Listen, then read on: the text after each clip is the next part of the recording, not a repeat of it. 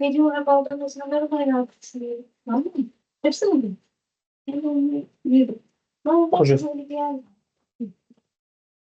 Yani sen kıskanma bak büyük geliyor. Ne olacak ki böyle bir yer mi? Böyle geldi. Annesi sanki normal işte. Annem kıskandı. Hala balıyor gibi. Ha tamam anne. Ben de diyorum. Ben söyleyeyim mi? Ne oluyor? Arkadaşlar Susar mısınız? Canlı derse girdim de. oradan çıkıyor. Hani susar mısın canlı derse girdim. Hani konuşabilirsin şaka yaptım.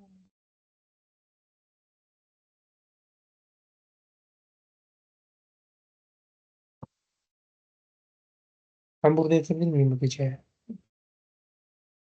Oğlum hasta olmak istemiyorum.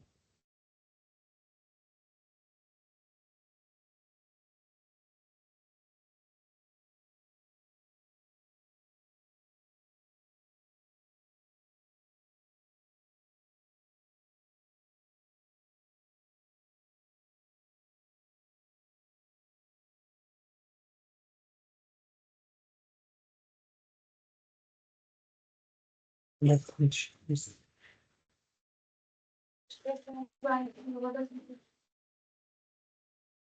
Sorduk mu? Aman bir iki bozuluyor ya. Niye acaba? Şımardım ya bugün. Başka bir bozacak sen de geleceksin. Ben niye de diyorum pardon. Çocuk değil ya. Nasıl çocuk değilim?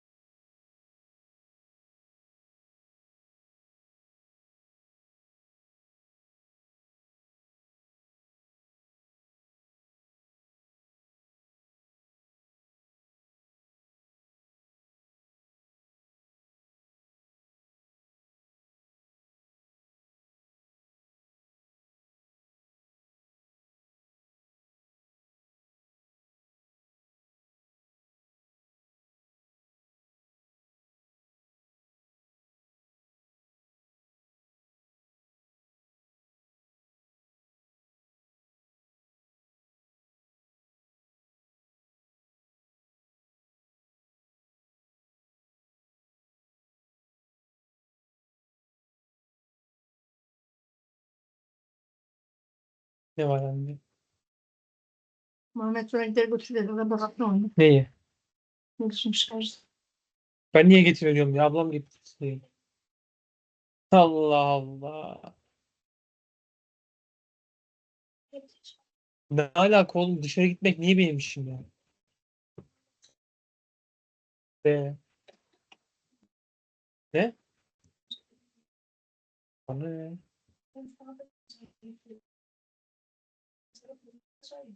Yo. Ya bana ne? Allah Allah.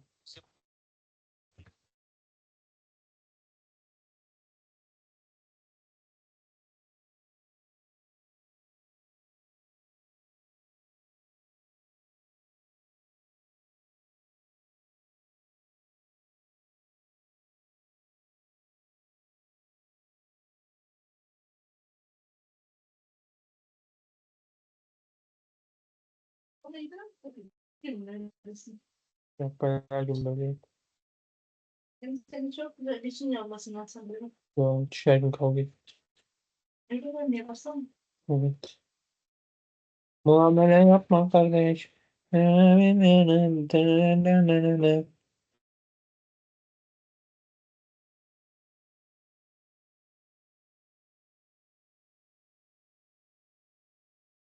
Ya kardeşim üstüne bir gocuk giyersin. Hemen bir başörtü. Hop çıktı.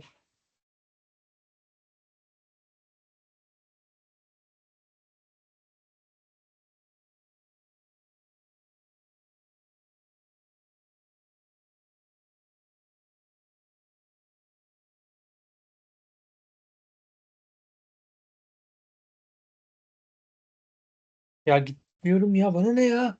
Araba aşağıda beklesin, başa gitsin. İşim gücüm var. Yok ben hemen sonra uyuyacağım.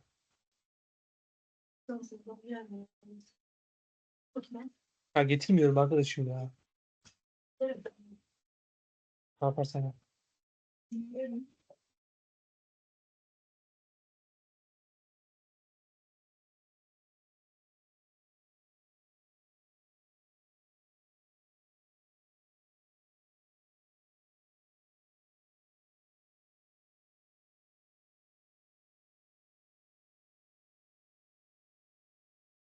Çok kibardım önceden. Hani dur buradan sonra ya. Ulan kibardım. Seferlere kabacı verdim bana.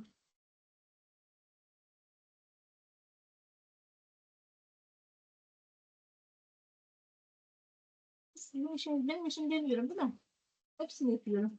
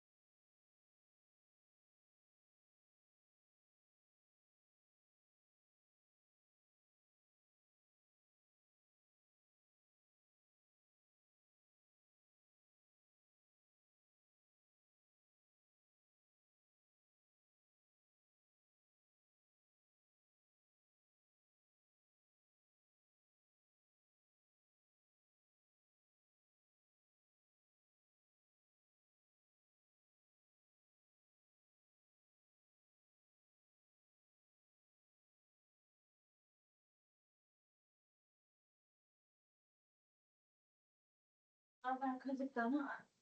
Ne görüyorum?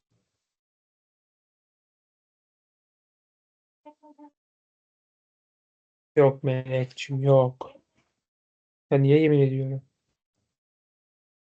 Hani o bağlan yoksa yoktu.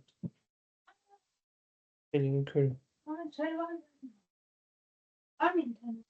Köfte mi? Nasıl indirdiniz ya? Annem ben de bak. Dersteyim de ses olursa Sen ders dinliyorsun. İnternet yok mu? var. Ahmetciğim evin interneti var mı peki? Yok yok.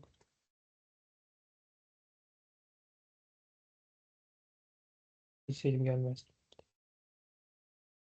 Biz kepaze olduk.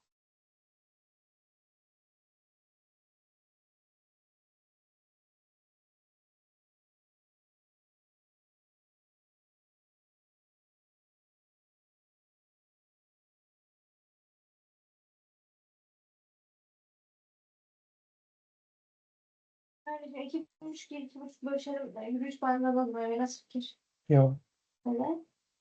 5 bin lira mı yürüyüş bak. 5.600. Ben yürümeyeceğim ki. Olsun ya ben yürüdüm onu ver. Ne olacak ki? Yok kardeşim.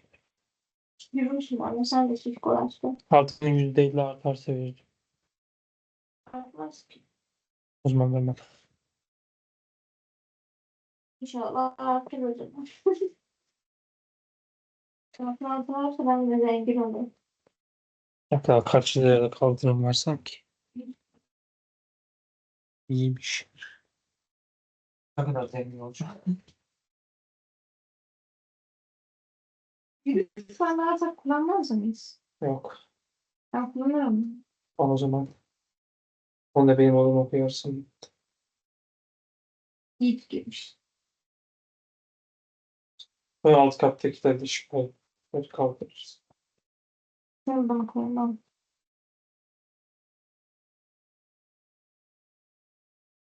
Kendi odamı. 4+1'i satıyorlar 8 milyona. 200 milyon. 3+1'i satıyorlar 6,5'a. Muhammed mikrofonla çık kanka.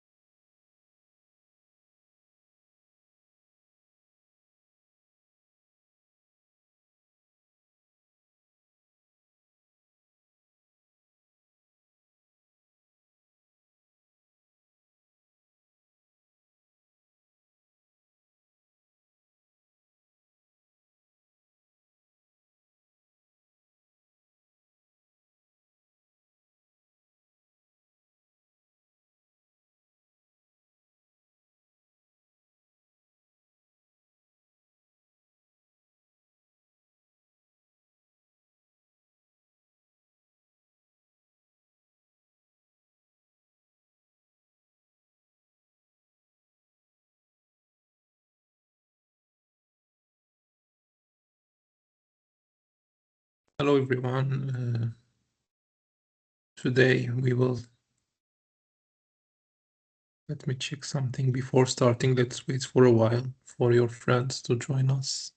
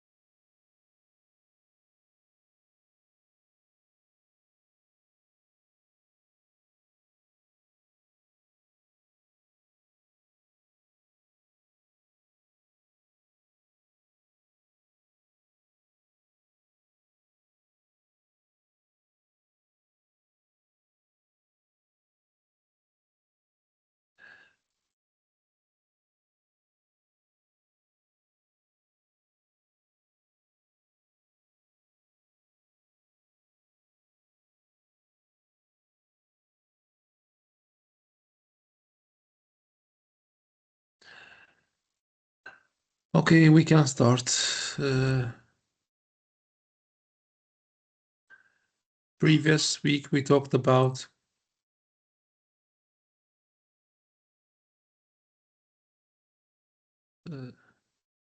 starting with ethics, talk about some terminology about ethics, practical reasoning, theoretical reasoning, and we start to talk about one case, which is the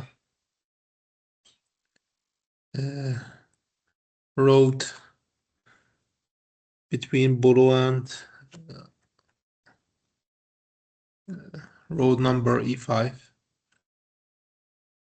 It causes accidents, and somehow it contains an important trees or redwoods,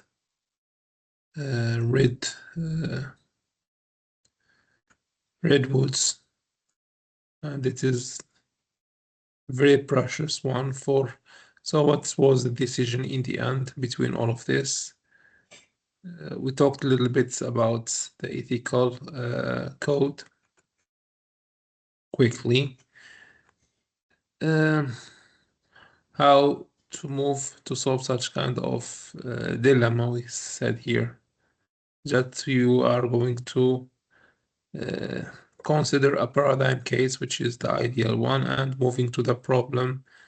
Yani, what's the things, what is the ideal road, and after that you will move to the obstacles in this case, in your case.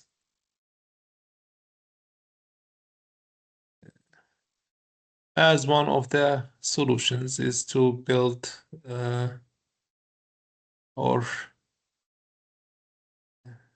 make a wall in somehow to protect both sides, because even if we have an accident that having crash with trees in somehow it's gonna be affect the trees as well. So in somehow to protect the trees, to protect the cars also from accidents as well. Here we said that there is no solution exactly about this. In general, it is about you check the ethical goals and in somehow try to find the solution in the middle, in somehow balanced one, solve the problem, and in somehow keep the other goals as well. I don't know if you read about this or not, but today I decided to watch some videos about electrical engineering ethics much better than continue in this kind of road, because as well as here the problematics are still about about civil engineering. So today we are going to move some examples, I guess, with both sides.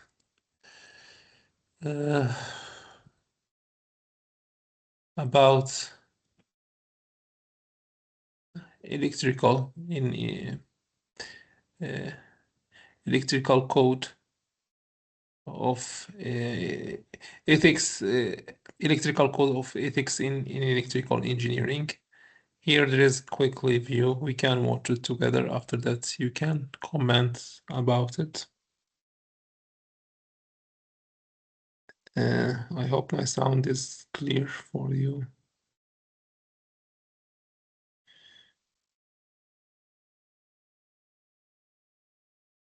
Okay, let's listen to it together.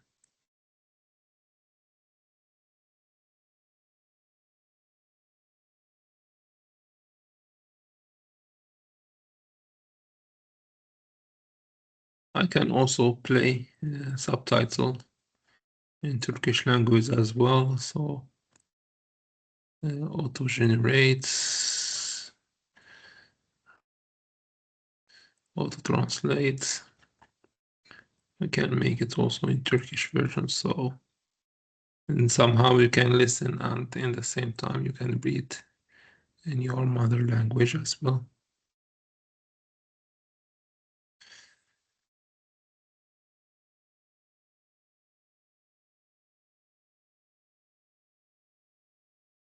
Let's also, it is a little bit faster. I can also reduce the speed a little bit. So you can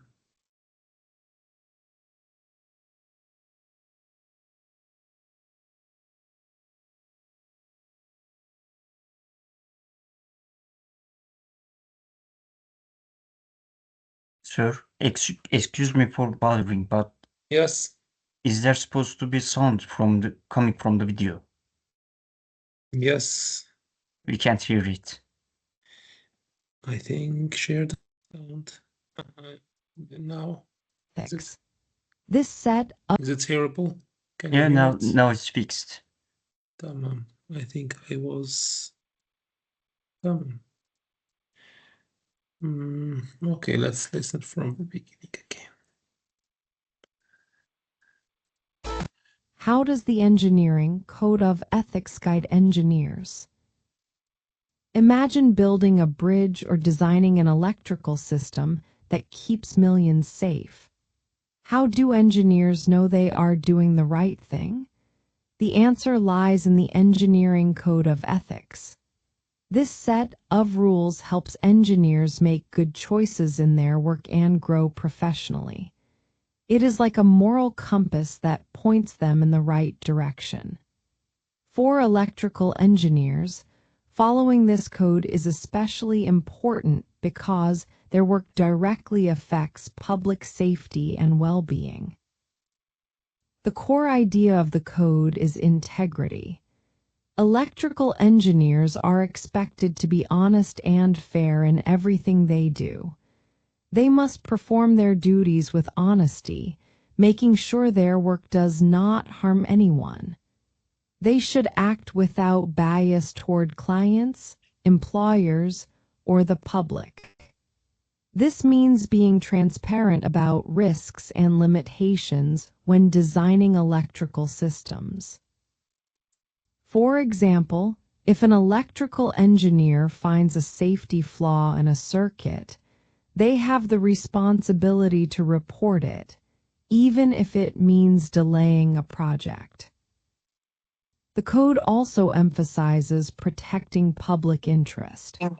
Electrical engineers must prioritize safety, health, and welfare in all their decisions. They should design systems that meet safety standards and prevent electrical hazards like fires or shocks. This includes following regulations and standards set by authorities. Continuing education is another important part of the code. Engineers should keep updating their skills and knowledge to stay current with new technology and safety practices. This helps them deliver the best service and avoid mistakes. Avoiding conflicts of interest is another key point. Electrical engineers should not let personal or financial interests influence their professional judgment. They must be trustworthy and avoid situations where their objectivity could be compromised. Respecting confidentiality is also vital. They often work with sensitive information about clients or projects, and keeping this information private builds trust. Giving proper credit to colleagues and reporting unethical practices are also part of the code. These actions promote honesty and professionalism within the field. In practical terms, following the Engineering Code of Ethics guides electrical engineers to design safe, reliable, and efficient electrical systems. It encourages clear communication with clients about possible risks and limitations. It also helps them make decisions that protect the public and uphold the reputation of their profession.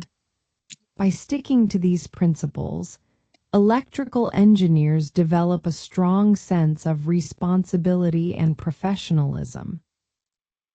This ethical foundation supports their career growth and helps them earn respect in their field. Ultimately, the code shapes engineers into responsible professionals who contribute positively to society through their work.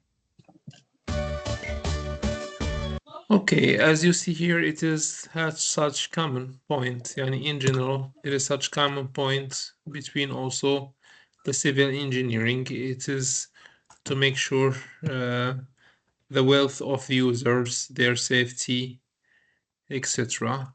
It was an example about the ethical engineering for electrical engineers. Also, you can check about software as well. Yes. Is there any comments or something?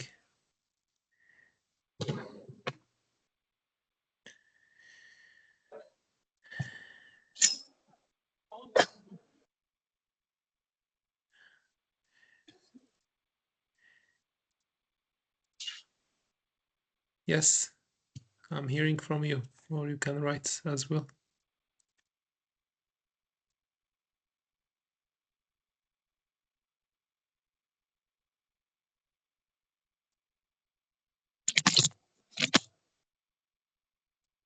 Yes, if there is any comments, I can answer you, or you can enter.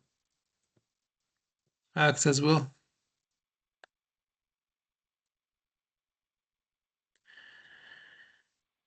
Let's what I'm going to say as well. Also, there is ethical in I'm gonna say in software engineering as well. It's about also designing softwares, etc. And somehow we can listen to software this engineering quickly as well.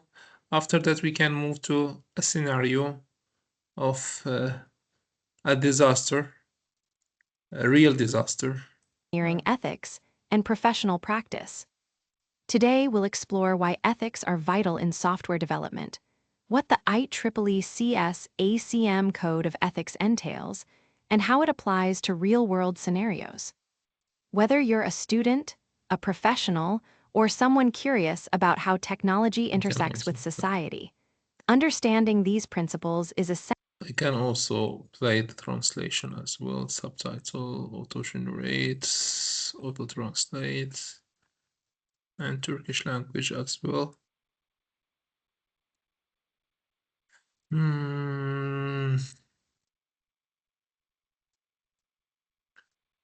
Essential for responsible innovation.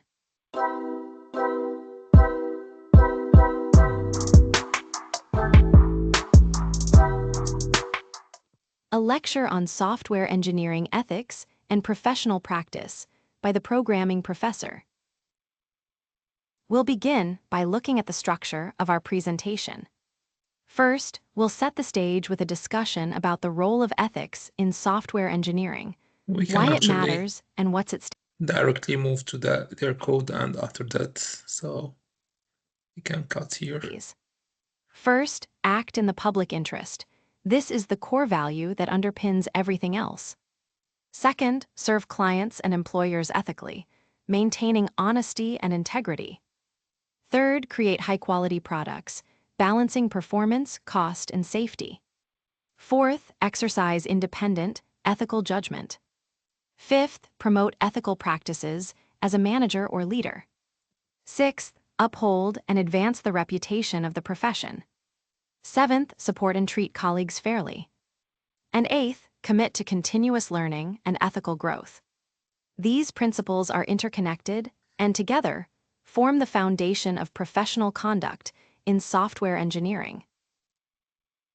Principle 1 emphasizes that our first and foremost obligation is to the public. This includes addressing serious software issues, being truthful in public communications, and considering the needs of underserved populations. For example, when designing systems, we should ask, will this application work for users with disabilities? Can people with limited resources access it? It also calls on us to use our skills for public good, such as through volunteering or contributing to open-source projects that benefit society. Principle 2 asks us to act in the best interest of our clients and employers, but only in ways that don't compromise public interest. That Yani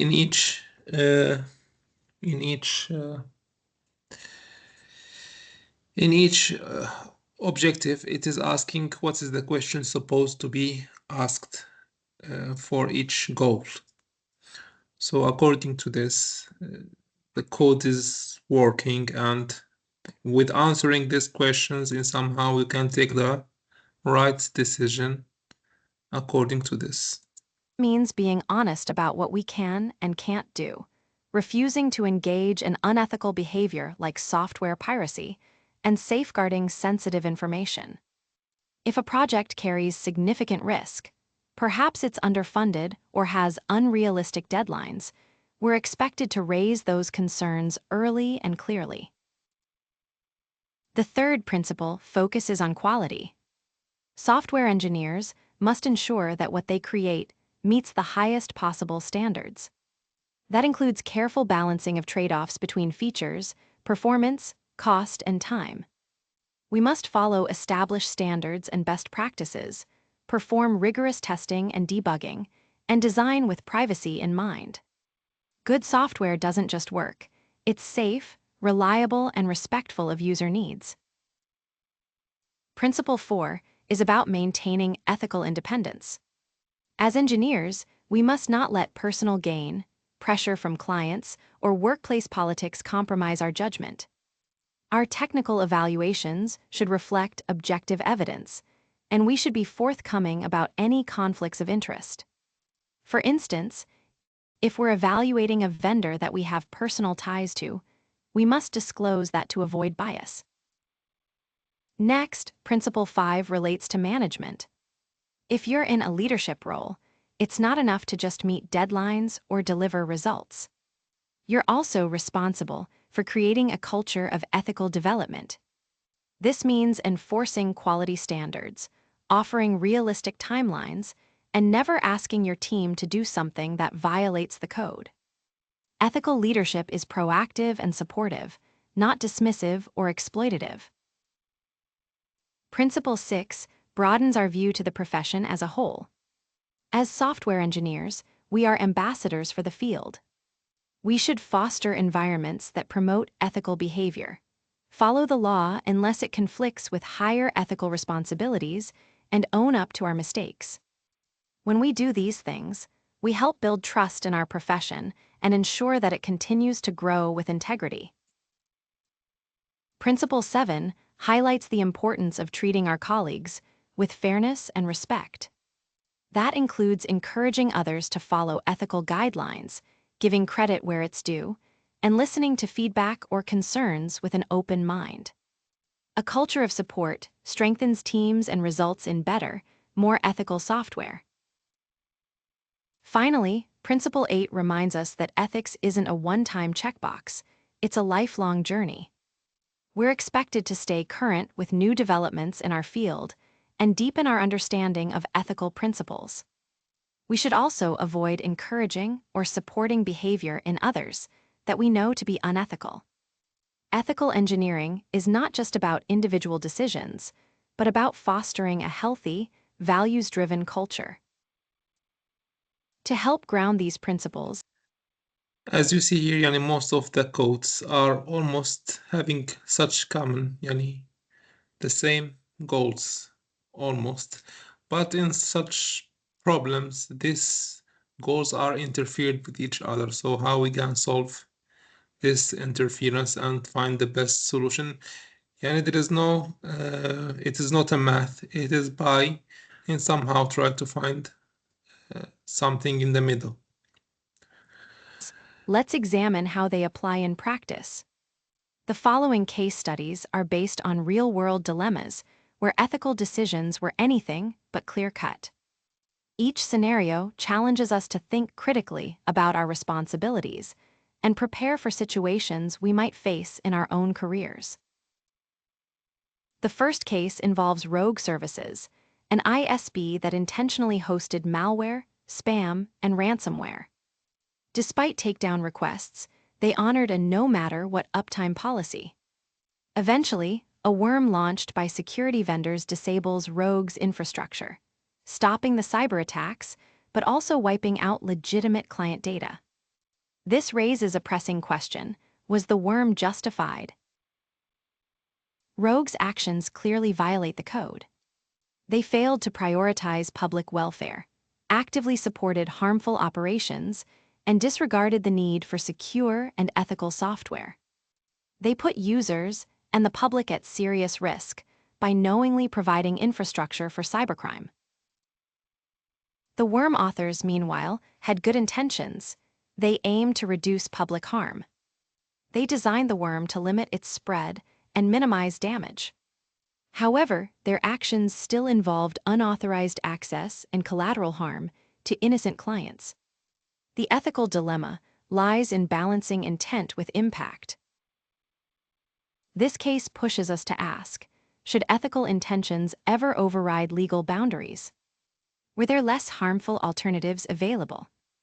Engineers must weigh the public good against the potential for unintended consequences and strive for transparency and proportionality in their actions. What we learn here is that ethical software engineering requires vigilance, courage, and foresight. We must act in the public interest, minimize harm, and report violations responsibly. And most importantly, we must always think several steps ahead. How will my work impact people I've never met? Our second case centers on Corazon, a company that produces implantable heart monitors. A researcher finds that a hard-coded value in the system could be exploited to reset the device. Although the risk is considered low, the question arises, did Corazon do enough to mitigate it? Corazon demonstrates ethical strengths by using secure cryptographic practices, offering accessible devices through charity partnerships, and operating a transparent bug bounty program. These are hallmarks of responsible development. However, the presence of a hard-coded reset value suggests a lapse in their testing and validation process. Even if the likelihood of an exploit is low, the consequences, especially in a medical device, could be severe. Updating embedded hardware is difficult, but the challenge doesn't negate the responsibility. This case raises important questions. What is an acceptable level of risk in life-critical systems? Should cost-saving measures outweigh potential harm? It shows us that even small oversights can have large implications, especially when human lives are involved. The takeaway: safety must be the highest priority in system design. We must proactively test, transparently respond to issues, and ensure inclusive access to safe, reliable technology. In our third case, Diane is a software engineer dealing with a hostile workplace. Her team leader, Max, abuses her verbally and removes women's names from publications. When she reports this, her manager, Jean, excuses the behavior. How should ethical engineers respond? Max's actions clearly violate ethical norms. Verbal abuse, credit denial, and gender-based discrimination are serious infractions that harm individuals and degrade the professional environment. Jean's inaction compounds the problem. By brushing off Diane's concerns, she fails her responsibility as a leader to foster a respectful, ethical workplace. This creates a toxic culture and weakens the integrity of the team. This situation forces us to ask, what recourse does someone like Diane have when leadership fails? Should she escalate the issue? How can organizations ensure fairness and accountability? The lesson is that ethical workplaces must be built on fairness, recognition, and safety. Leaders must not only model ethical behavior, they must enforce it. And when systems fail, it is our duty to advocate for change. Next, we examine a deeply controversial topic. Okay, this is as well as different scenarios. And somehow it is just analyze them. And it is repeated, yani, in different parts that's not following the ethical code in somehow, and what is our duty for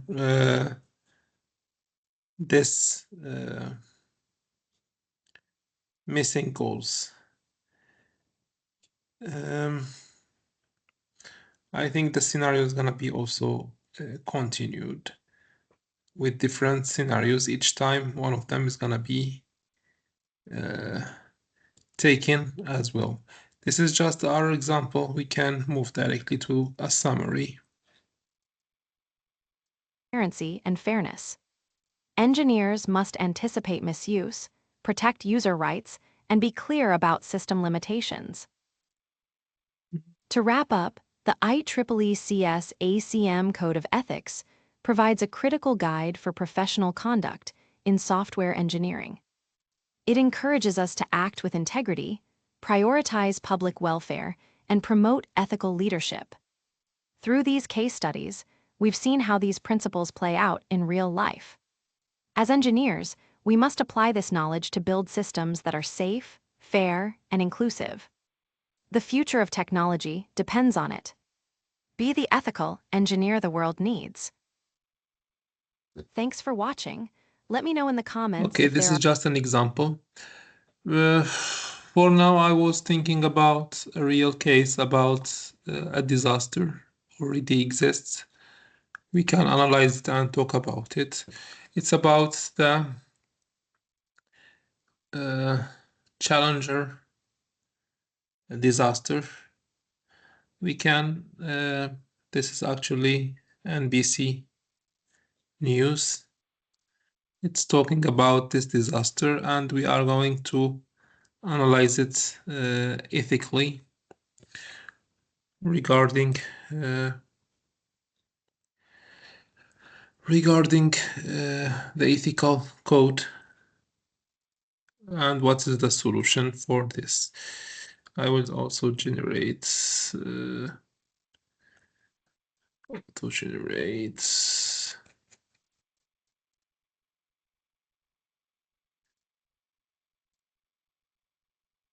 okay, let's hear the news, and we are going to analyze it. This happened in 1968,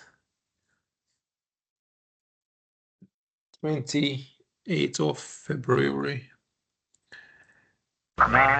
It was a bitter cold but sparkling clear morning at Cape Canaveral.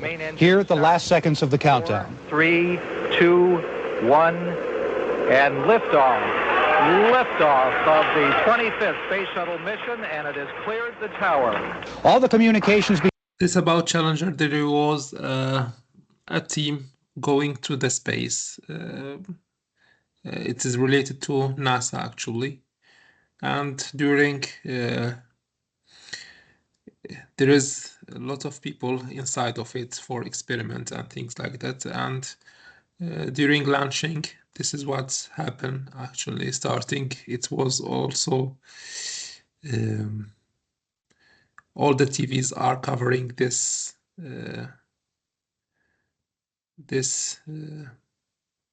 event. So let's see what's happened in life and what's the comment gonna be. between the shuttle and mission control indicated everything was going fine. There was a sense of relief that the much-delayed flight was finally underway. Engines at 65%, 3 engines running normally, 3 good fuel cells, 3 good APUs. Engines throttling up, 3 engines now at 104%. Challenger, go at throttle up. Roger, go at throttle up. It happened just over 1 minute into flight. 1 minute, 15 seconds, velocity 29. So a lot of people missed their life that day. Also their families was also there to watch this event. So it was really a big disaster. We will 100 check feet per this. second, altitude 9 nautical miles, downrange distance 7 nautical miles.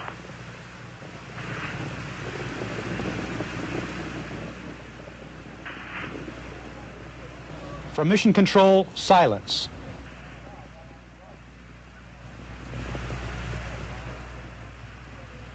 Then the bland, chilling report. We have a report from the flight dynamics officer that the vehicle has exploded. Flight director confirms that. We are looking at checking with the recovery forces to see what can be done at this point. Slow motion.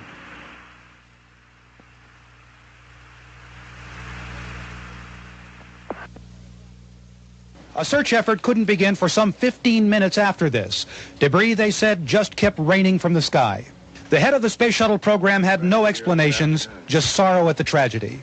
At 11:40 a.m. this morning, space program experienced a national tragedy with the explosion of the Space Shuttle Challenger approximately a minute and a half after launch from here at the Kennedy Space Center. Computer-enhanced video shows the explosion in detail. What explosion appears to happen at the rear of the spacecraft, around the main engines, perhaps in one of the 2 solid rocket boosters. Then a blast higher up. The shuttle was instantly a blazing fireball. NASA has appointed a committee of top engineers and scientists to investigate the catastrophe. Orders have been issued to impound all records concerning the flight, down to the personal notes of all the flight controllers. Dan Molina, NBC News at the Johnson Space Center, Houston. Hey, NBC News fans, thanks for checking out our YouTube. Okay, this was about the news and the report as well. Now we'll move to analyze this disaster in ethical way.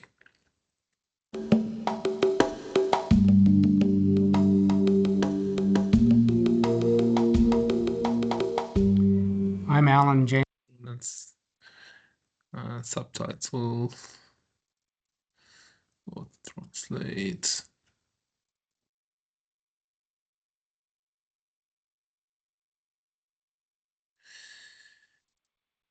The translate Turkish one. Okay.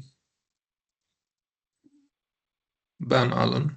Jay McDonald, and I am currently an aerospace consultant and author of a book called Truth, Lies, and O-Rings Inside the Space Shuttle Challenger Disaster.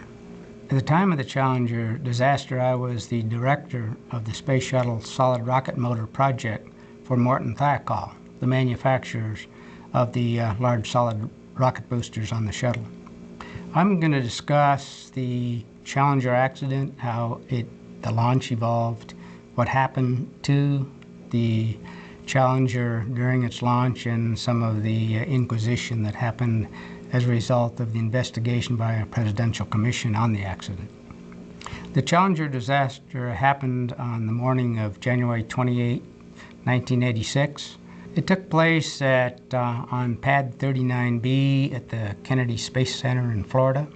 I received a telephone call from a fellow that worked for me. And he said, Al, he says, we were just told that there was a weather forecaster, I believe in Orlando, that was forecasting a cold front in the area of Florida that might drop temperatures as low as 18 degrees Fahrenheit by tomorrow morning. And we're really concerned about whether the O-ring seals and these fuel joints of the solid rocket booster will operate at those temperatures properly. And I said, well, I'm very concerned about that too. They said, Al, what you need to do for us is get a hold of somebody at the Cape there from NASA to find out what they're projecting hour by hour all through the night at the launch site, not in Orlando, so that we can calculate what the actual temperature will be on various parts of our boosters by the opening of the launch window. I says, I will get that information and call it back to you. But I said, when you get it, here's what I want you to do. I want you to get the engineers together and have them make an assessment of their concerns of the cold temperatures on the sealing of those O-ring seals.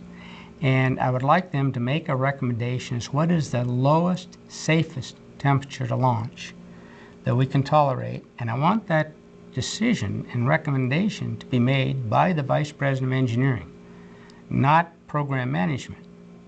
I felt that that was a thorny technical issue and should be decided on its technical merits only. And as a result, I requested that the Vice President of Engineering make that recommendation. So I called the NASA rep there and arranged for that teleconference that evening. And it was a three-way teleconference between the engineers in Utah, those of NASA in Alabama, and our management at the Kennedy Space Center in Florida. So it was not surprising to me that after the engineers presented their information, the Vice President of Engineering came on just as I requested and recommended that they do not launch the Challenger below 53 degrees Fahrenheit, which was primarily based on that observation of that flight a year earlier. The NASA management really didn't accept that conclusion and felt that if we're going to change the launch commit criteria, we needed to anchor it in something better than just this qualitative observation. And here was a condition which we had claimed as, in our opinion, going in a direction that may well cause a failure, a very catastrophic failure.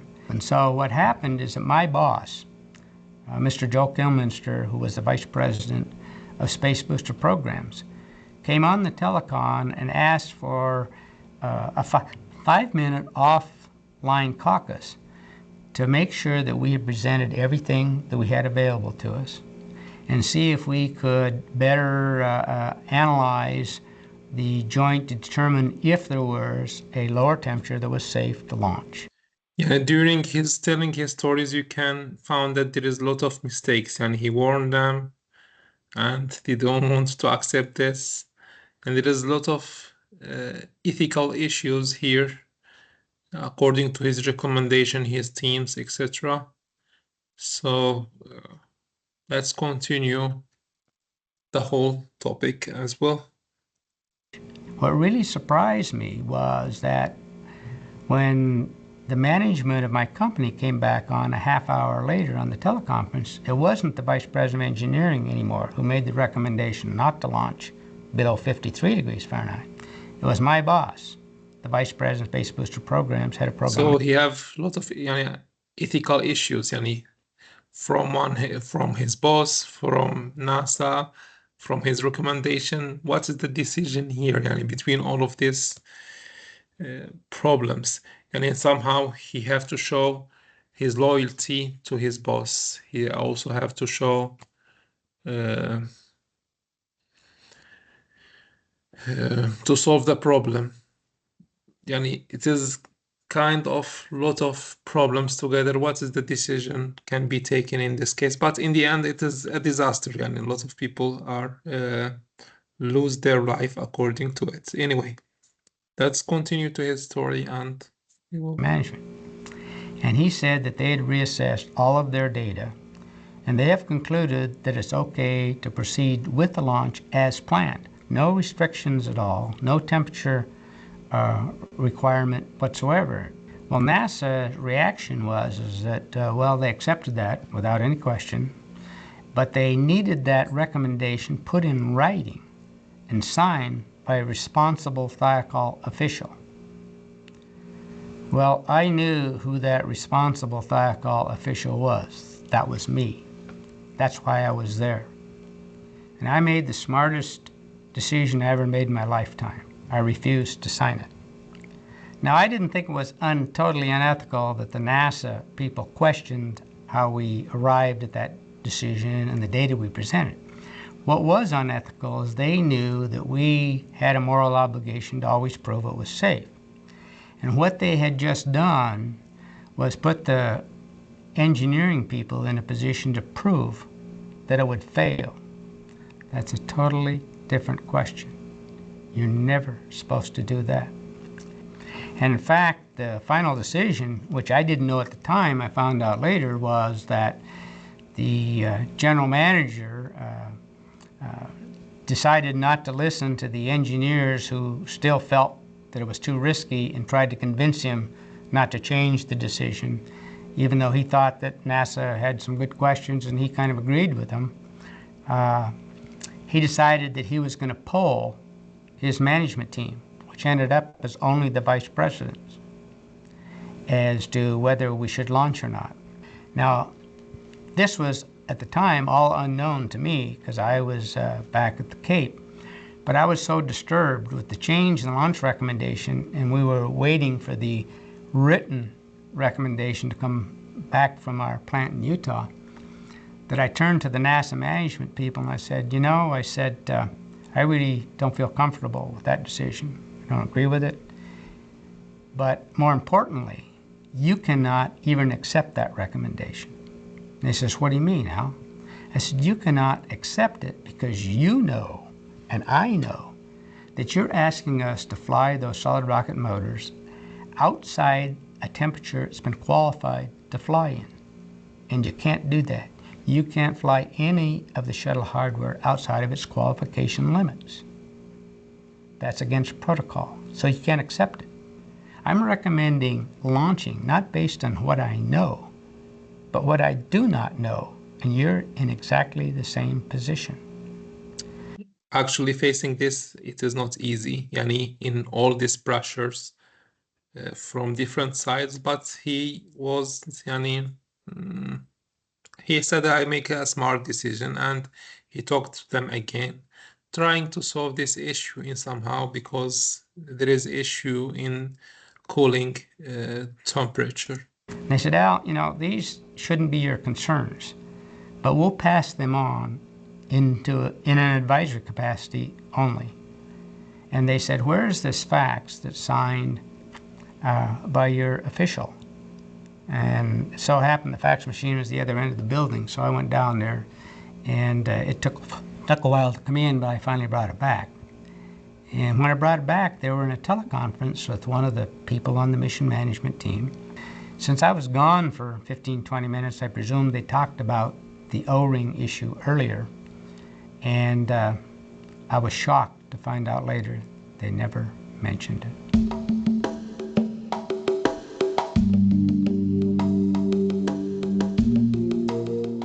Well, I remember getting up early that morning of the launch, and I was carrying my briefcase in one hand and my headset in the other, going to Launch Control Center.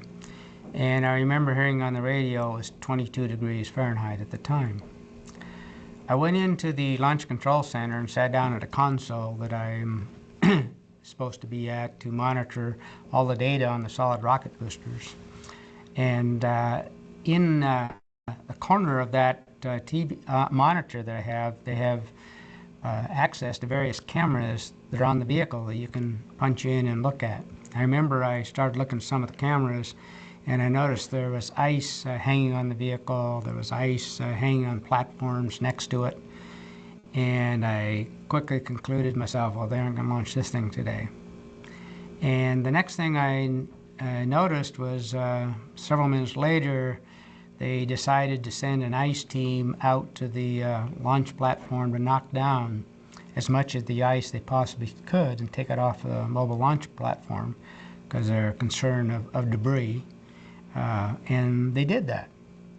And after they did that, they picked up the count again, and they finally made another stop in the count to go back and send the ICE team again to re-look at the launch pad, and they did.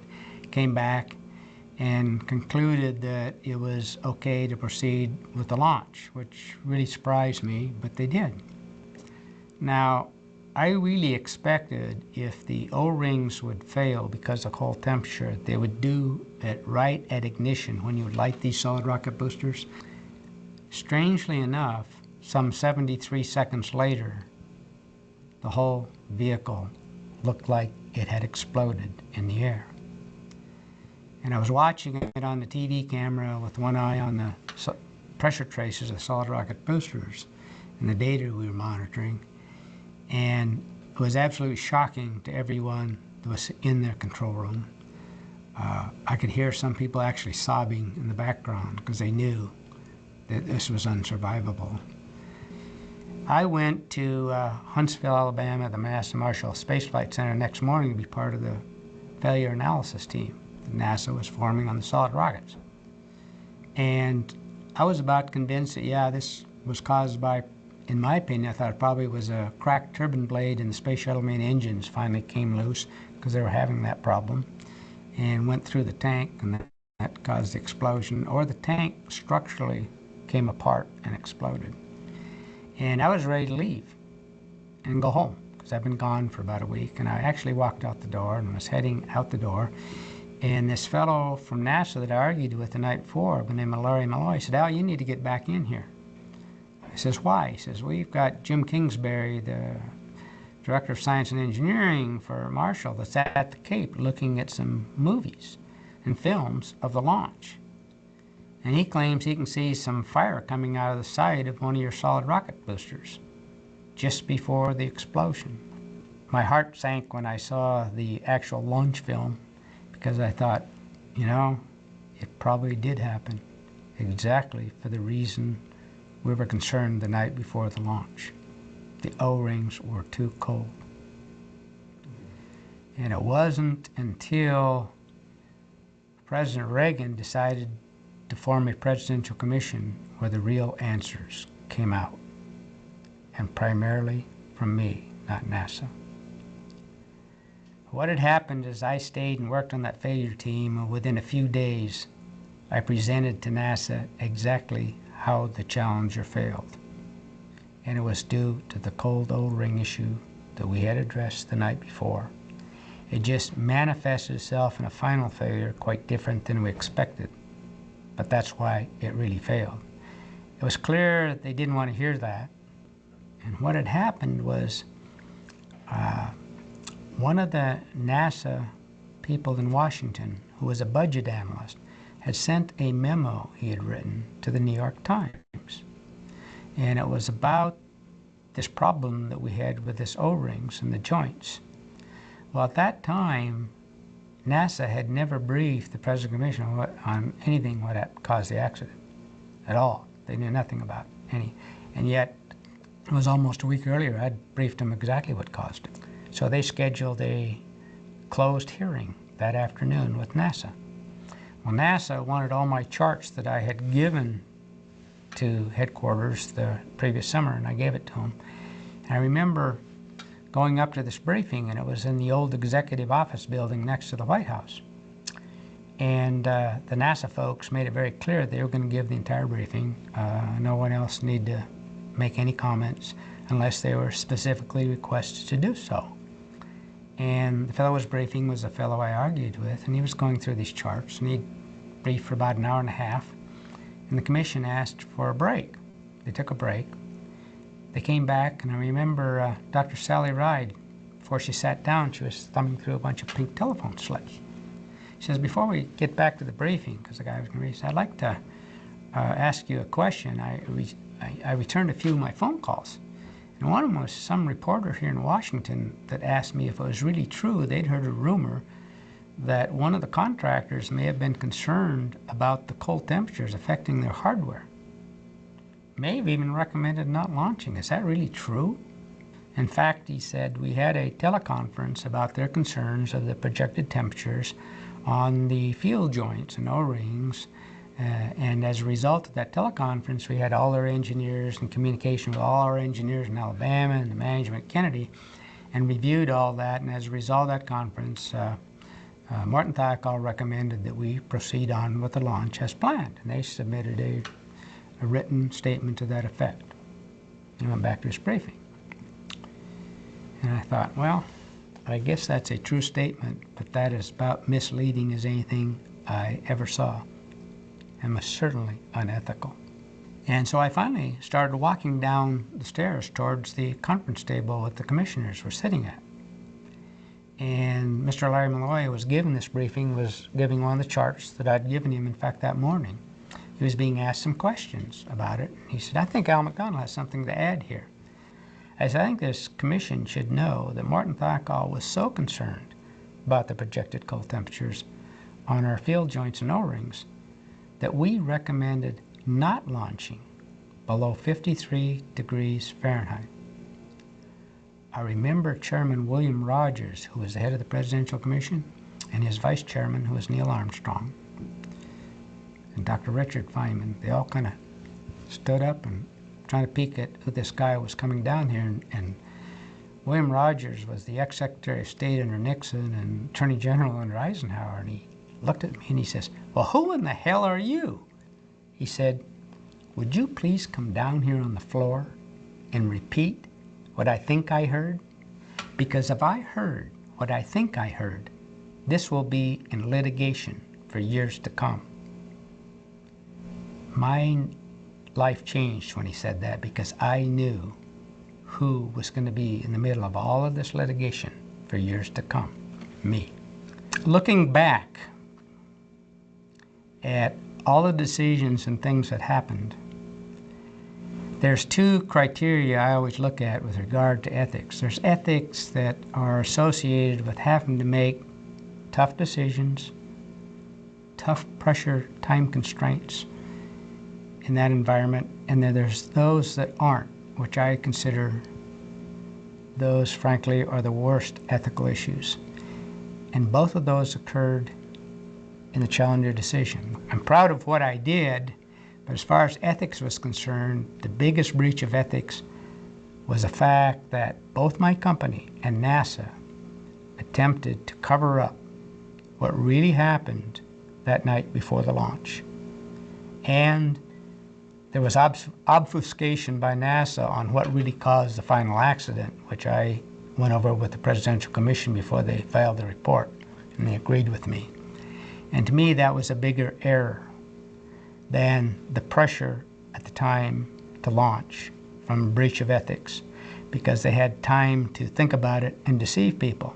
One of the big disappointments I had after going through all that, and a lot of the lessons that were learned from Challenger were fairly well implemented immediately after, but they carried over to a point where they finally were forgotten some 17 years later. When they launched the Columbia that year in 2003, they clearly saw on the film this huge piece of foam, it was called ramp foam, off the tank impact the orbiter.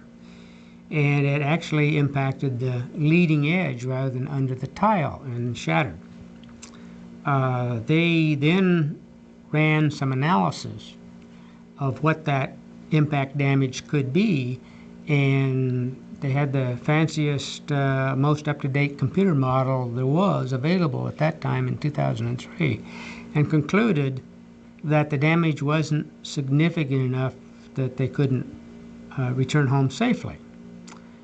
There were some engineers at Langley that didn't feel comfortable that that was the case, and said, well, we can find out for sure by asking the Department of Defense to turn one of their spy satellites towards the orbiter in orbit, facing towards it, and it will see it in spades if it has significant damage that it would be a catastrophic reentry.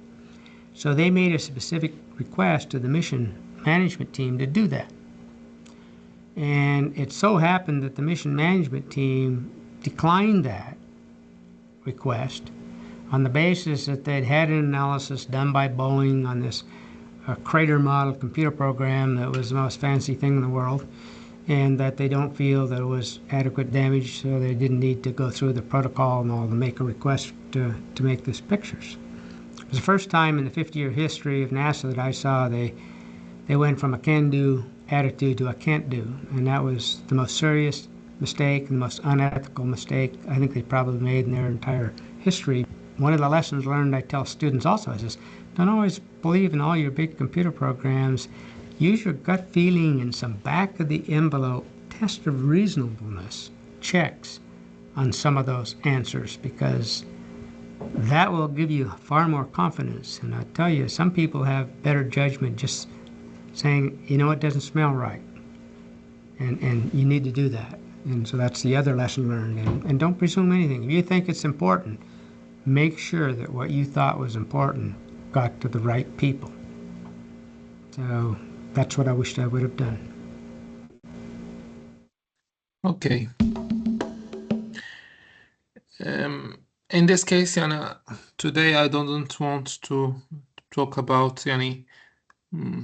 I want to talk about real case that's really a disaster. That's what's happened. Better than talking about theoretical things. You can see in this video there is a lot of in the video there is a lot of pressure. There is a lot of bad decision, not respecting the recommends, and it was a disaster. But in the end, whatever they analyze or not, and in the end, some people are lost their life, and they missed their family in the end. My question here: if you are in his position, or not in his position, if you are thinking about it, what is the best scenario can be happened in this case? Yani, what do you think about? We have here different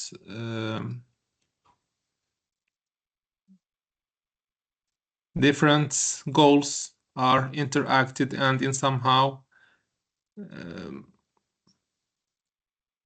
in the end it's caused a disaster. But to avoid this disaster, what do you think what they should do exactly in this case? Yani, think about it.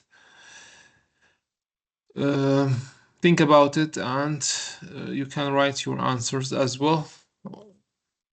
I'm sorry today I didn't give you a break because I don't want to cut those videos probably. The rest here, actually all of these scenarios, it is always talking about the same thing, but it is not realistic. Today I want to give you something realistic and analyze it in ethical way, what's happened, what could be happen. And my question is just, what is the scenario you think that can save or stop this disaster from happening? And also in the second, I think if you check the files as well,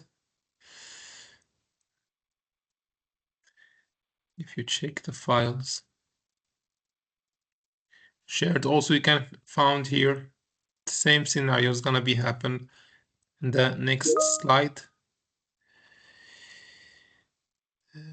Close. Part 2. Also here there is a different scenarios talking about also a worker, talking about also some philosophy, and it is same scenarios repeated multiple time with some philosopher. We can read your friend answer. If it were me, I would just put my trust to trust on God. But okay. Of course, always we are trusting God, but in somehow we have to take the reasons. Yani, take the reasons, and what's gonna happen. Yani. First, you have to take tawakkul. Yani tawakkul, you are taking all the reasons. After that, if something happened, it's okay. But here the issue, it was really, really clear. Yani the issue is actually reported, and he even ignored to assign the report, etc., warning them about this, but somehow they didn't listen and just try to hide this issue. And in the end, it was happened a disaster in the end. Thank you for today. Sorry for not giving you break time. Please read the other the documents I shared with you. Maybe we can follow those scenarios in the documents, or maybe we can take a real disaster exist and we can listen what's happened and try to find how they analyze them, what is the failures, and what's gonna be the best solution to avoid all of this. Thank you for today, and good evening, and take care of yourself. See you next week. If there is no questions, see you next week.